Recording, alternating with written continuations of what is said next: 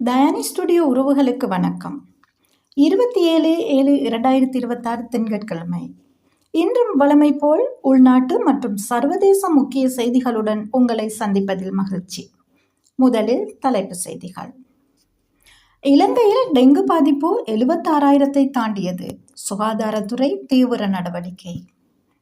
யாழ்ப்பாணம் செம்மணி அகழாய்வில் மேலும் மனித எச்சங்கள் கண்டுபிடிப்பு. கொழும்பு துறைநகரில் சீன பிரஜைகள் குழுக்களிடையே மோதல், ஒருவர் கடத்தப்பட்டு கொலை. தேவேந்திரமுனை மீனவர்கள் மீட்பு நடவடிக்கை. தூய்மையான இலங்கை நேர்மைக்கான தேசிய வாரம் இன்று ஆரம்பம். 2026 ஆசிய விளையாட்டுப் போட்டி கிரிக்கெட். இந்தியா இலங்கை உள்ளிட்ட அணிகள் நாக் அவுட் சுற்றுக்கு முன்னேற்றம். மத்திய கிழக்கு பதற்றம் தொடரும் நிலையில் உலக எண்ணெய் சந்தையில் விலை உயர்வு குறித்து கவலை.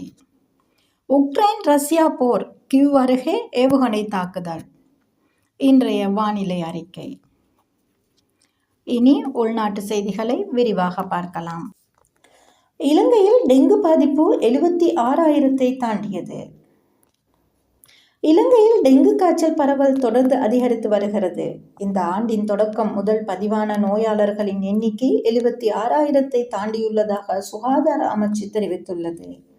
பல மாவட்டங்களில் நோயாளிகள் அதிகரித்துள்ளதால் மருத்துவமனைகள் கூடுதல் சிகிச்சை வசதிகளை ஏற்படுத்தியுள்ளன. மழைக்காலம் காரணமாக பல இடங்களில் மழைநீர் தேங்கி நிற்பது டெங்கு கொசுக்கள் இனப்பெருக்கம் செய்ய ஏற்ற சூழலை உருவாக்கியுள்ளது. இதையடுத்து பொதுமக்கள் வீடுகள் மற்றும் சுற்றுப்புறங்களை சுத்தமாக வைத்திருக்குமாறு சுகாதார அதிகாரிகள் மீண்டும் வலியுறுத்தியுள்ளனர். யாழ்ப்பாணம் செம்மணி மனித எச்சங்கள் அகழாய்வு தொடர்ந்து தீவிரம். யாழ்ப்பாணம் செம்மணி பகுதியில் நடைபெற்று வரும் மனித எச்சங்கள் தொடர்பான அகழாய்வு பணிகள் தொடர்ந்து முன்னெடுக்கப்பட்டு வருகின்றன.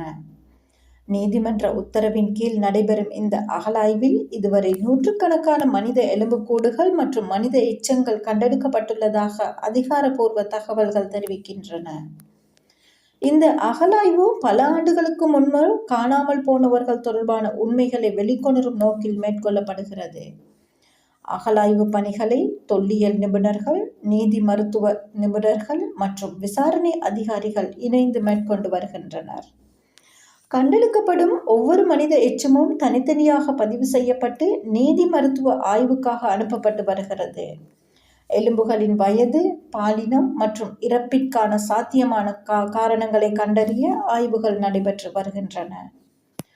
மனித உரிமை அமைப்புகள் இந்த விசாரணை முழுமையான வெளிப்படைத்தன்மையுடன் நடைபெற வேண்டும் என்றும் பாதிக்கப்பட்ட குடும்பங்களுக்கு உண்மை தெரியப்படுத்த வேண்டும் என்றும் வலியுறுத்துகின்றனர். அதேவேளை சர்வதேச தரநிலைகளுக்கு ஏற்ப அனைத்து ஆதாரங்களும் பாதுகாக்கப்பட வேண்டும் என்ற கோரிக்கையும் முன்வைக்கப்பட்டுள்ளது.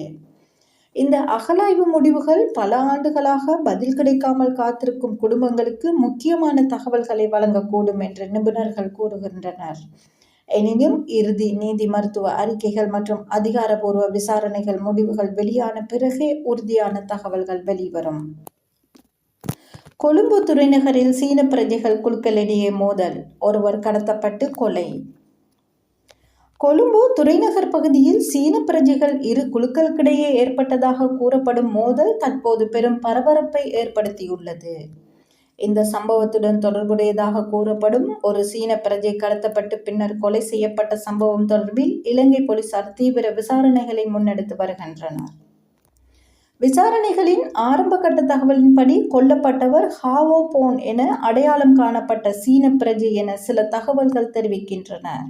இவர் சர்வதேச கணனி குற்ற வலையமைப்புகளுடன் தொடர்புடையவர் என்றும் பெருமளவு பணம் தொடர்பான பிரச்சினைகளில் சிக்கியிருந்தார் என்றும் சில ஊடகங்கள் செய்தி வெளியிட்டுள்ளன. எனினும் இந்த குற்றச்சாட்டுகள் அனைத்தும் விசாரணைகளில் உறுதி செய்யப்பட வேண்டியவை என அதிகாரிகள் தெரிவித்துள்ளனர். சம்பவம் இடம்பெற்ற நாளில் குறித்த நபரை அறிந்த இருவர் நண்பர்கள் போன்று நடித்து கொழும்பு துறைநகர் பகுதிக்கு அழைத்து சென்றதாக கூறப்படுகிறது. அங்கு இருந்த பின்னர் திட்டமிட்ட குழு ஒன்று அவரை கடத்தி சென்று எகலியகொட கருதன பகுதியில் உள்ள காட்டுப்பகுதிக்கு அழைத்து சென்றதாக சந்தேகிக்கப்படுகிறது. அங்கு அவரை தாக்கி கொலை செய்த பின்னர் சடலத்தை மறைத்துவிட்டு தப்பி சென்றதாக விசாரணை தகவல்கள் தெரிவிக்கின்றன. இந்த கொலைக்கான பின்னணியில் பணம் தொடர்பான முரண்பாடு இருக்கலாம் என்ற கோணத்தில் விசாரணைகள் இடம்பெற்று வருகின்றன. கணனி குற்றங்கள், சட்டவிரோத பரிமாற்றம் அல்லது குழுக்களுக்கிடையிலான நிதி மோதல்கள் காரணமாக இந்த சம்பவம் நடந்திருக்கலாம் என்ற சந்தேகங்களும் பலர் வெளியிட்டுள்ளனர். இந்த சம்பவத்தில் பல சீன பிரஜைகள் தொடர்புபட்டிருக்கலாம் என போலீசார் சந்தேகிக்கின்றனர். தேவேந்திரமுனை மீனவர்கள் மீட்பு நடவடிக்கை. மாத்தறை தேவேந்திரமுனை கடற்பகுதியிலிருந்து மீன்பிடிக்க சென்று காணாமல் போன 2 மீனவர்களை தேடும் மற்றும் மீட்கும் நடவடிக்கைகள் முன்னெடுக்கப்பட்டுள்ளன. கடற்படை மற்றும் தொடர்புடைய அதிகாரிகள் இணைந்து தேடுதல் நடவடிக்கைகளை மேற்கொண்டு வருகின்றனர். கடலில் ஏற்படும் அவசர நிலைகள், மீனவர்களின் பாதுகாப்பை உறுதி செய்யும் நடவடிக்கைகள் தொடர்ந்தும் முன்னெடுக்கப்படுவதாக தெரிவிக்கப்பட்டுள்ளது. தூய்மையான இலங்கை நேர்மைக்கான தேசிய வாரம் ஆரம்பம். பொதுத்துறையில் நேர்மை, வெளிப்படைத்தன்மை மற்றும் பொறுப்புணர்வை அதிகரிக்கும் நோக்கில் நேர்மைக்கான தேசிய வாரம் இன்று ஆரம்பமாகிறது. ஜூலை 27 முதல் 31 வரை நடைபெறும் இந்த நிகழ்வில் அரச நிறுவனங்களில் ஊழல் தடுப்பு நடவடிக்கைகள், மக்கள் சேவை தரத்தை உயர்த்துதல் மற்றும் பொறுப்பான நிர்வாகத்தை உருவாக்குதல் ஆகியவற்றை முக்கியத்துவம் வழங்கப்படுகிறது.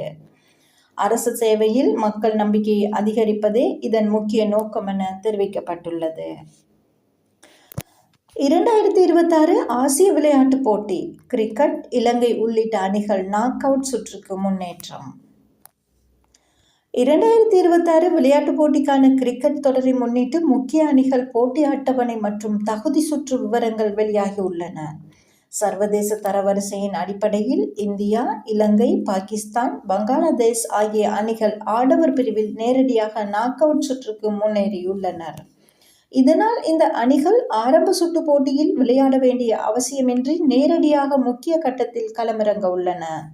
இது வீரர்களுக்கு போதிய ஓய்வு மற்றும் போட்டிக்கான சிறந்த தயாரிப்பை வழங்கும் என்று கிரிக்கெட் விமர்சகர்கள் கருத்து தெரிவித்திருக்கின்றனர். இலங்கை அணியை பொறுத்தவரை சமீப காலங்களில் ஒருநாள் மற்றும் T20 போட்டிகளில் முன்னேற்றம் காணப்பட்டு வருகிறது. இந்த நிலையில் ஆசிய விளையாட்டுப் போட்டியிலும் சிறப்பான ஆட்டத்தை வெளிப்படுத்தி பதக்கம் வெல்லும் என்ற எதிர்பார்ப்பு ரசிகர்களிடையே அதிகரித்துள்ளது. இந்தியா மற்றும் பாகிஸ்தான் அணிகளும் வலுவான அணிகளாக கருதப்படுவதால் இந்த ஆண்டு கிரிக்கெட் போட்டிகள் மிகவும் விறுவிறுப்பாக இருக்கும் என எதிர்பார்க்கப்படுகிறது. ஆப்கானிஸ்தான், நேபாளம் மற்றும் பிற ஆசிய அணிகளும் அதிர்ச்சி வெற்றிகளை பெறும் திறன் கொண்டிருப்பதாக நிபுணர்கள் கூறுகின்றனர். மத்திய கிழக்கில் பதற்றம், உலக எண்ணெய் சந்தையில் அதிகரிக்கும் கவலை. மத்திய கிழக்கு பிராந்தியத்தில் நிலவி வரும் அரசியல் மற்றும் பாதுகாப்பு பதற்றம் காரணமாக உலகளாவிய எண்ணெய் சந்தையில் மீண்டும் அச்சநிலை உருவாகியுள்ளது. இந்த பதற்றம் நீடித்தால் சர்வதேச சந்தையில் கச்சா எண்ணெய் விலை மேலும் உயரக்கூடும் என பொருளாதார நிபுணர்கள் எச்சரித்துள்ளனர். மத்திய கிழக்கு உலகின் முக்கிய எண்ணெய் உற்பத்தி மற்றும் ஏற்றுமதி மையமாக இருப்பதால் அங்கு ஏற்படும் எந்த ஒரு மோதலும் உலக சந்தையில் நேரடி தாக்கத்தை ஏற்படுத்துகிறது. முக்கிய கப்பல் போக்குவரத்து பாதைகளின் பாதுகாப்பு குறித்து கவலையும் அதிகரித்துள்ளது. எண்ணெய் விலை உயர்வால் எரிபொருள் செலவுகள் மட்டுமன்றி போக்குவரத்து, மின்சார உற்பத்தி, உணவுப் பொருட்களின் விலை மற்றும் பல அத்தியாவசிய பொருட்களின் விலைகளும் உயரக்கூடும் என்று பொருளாதார ஆய்வாளர்கள் தெரிவிக்கின்றனர்.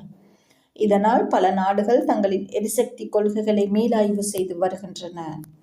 உக்ரைன் ரஷ்யா போர், கீவ் அருகே தாக்குதல். உக்ரைன் தலைநகர் கீவ் அருகே நடைபெற்ற ஒரு நிகழ்வு மீது ரஷ்ய ஏவுகணை தாக்குதல் நடத்தப்பட்டதாக தகவல்கள் வெளியாகியுள்ளன. இந்த தாக்குதலில் 10 பேர் உயிரிழந்ததாகவும் பலர் காயமடைந்ததாகவும் தெரிவிக்கப்படுகிறது. போர் நீடித்து வரும் நிலையில் இரு தரப்பினரும் தொடர்ந்து ஏவுகணை மற்றும் ட்ரோன் தாக்குதல்களை மேற்கொண்டு வருகின்றனர். இன்றைய வானிலை அறிக்கை.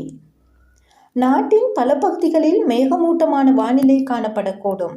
மேல் மாகாணம், சப்ரகமுக, மத்திய மலைநாடு மற்றும் தென்பகுதிகளில் இடையிடையே மழை அல்லது தூறல் பெய்யும் வாய்ப்பு உள்ளது. சில பகுதிகளில் பிற்பகல் அல்லது மாலை நேரங்களில் மழை அதிகரிக்கக்கூடும். கடற்பகுதிகளில் சில நேரங்களில் காற்றின் வேகம் அதிகரிக்க வாய்ப்புள்ளதால் மீனவர்கள் அவதானமாக செயற்படுமாறு அறிவுறுத்தப்படுகின்றனர். மீண்டும் தலைப்புச் செய்திகள். இலங்கையில் டெங்கு பாதிப்பு 76,000 தாண்டியது. சுகாதாரத்துறை தீவிர நடவடிக்கை. யாழ்ப்பாணம் செம்மணி அகழ்வாய்வில் மேலும் மனித எச்சங்கள் கண்டுபிடிப்பு. கொழும்பு துறைநகரில் சீன பிரஜைகள் குழுக்களிடையே மோதல், ஒருவர் கடத்தப்பட்டு கொலை. தேவேந்திரமுனை மீனவர்கள் மீட்பு நடவடிக்கை. தூய்மையான இலங்கை நேர்மைக்கான தேசிய வாரம் இன்று ஆரம்பம். 2026 ஆசிய விளையாட்டுப் போட்டி கிரிக்கெட் இந்தியா இலங்கை உள்ளிட்ட அணிகள் நாக் அவுட் சுற்றுக்கு முன்னேற்றம். மத்திய கிழக்கு பதற்றம் தொடரும் நிலையில் உலக எண்ணெய் சந்தையில் விலை உயர்வு குறித்து கவலை. உக்ரைன் ரஷ்யா போர், கியூ அருகே ஏவுகணை தாக்குதல். இன்றைய வானிலை அறிக்கை. இத்துடன் இன்றைய முக்கிய செய்திகள் நிறைவு பெறுகிறது. மீண்டும் நாளை சந்திப்போம். இதுவரை தானி ஸ்டுடியோ யூடியூப் சேனலை சப்ஸ்கிரைப் செய்யாதவர்கள் சப்ஸ்கிரைப் செய்து பெல் ஐக்கானை அழுத்துங்கள். உடனுக்குடன் எமது செய்திகள் உங்களை வந்தடையும். மேலும் இந்த செய்தி குறித்து உங்களது கருத்துக்களையும் கருத்து பகுதியில் பதிவிட்டு லைக் ஷேர் செய்து ஆதரவு தாருங்கள். மீண்டும் நாளை சந்திப்போம். அதுவரை வணக்கம் கூறி விடைபெறும் நான் உங்கள் அன்பின் தயானி. நன்றி, வணக்கம்.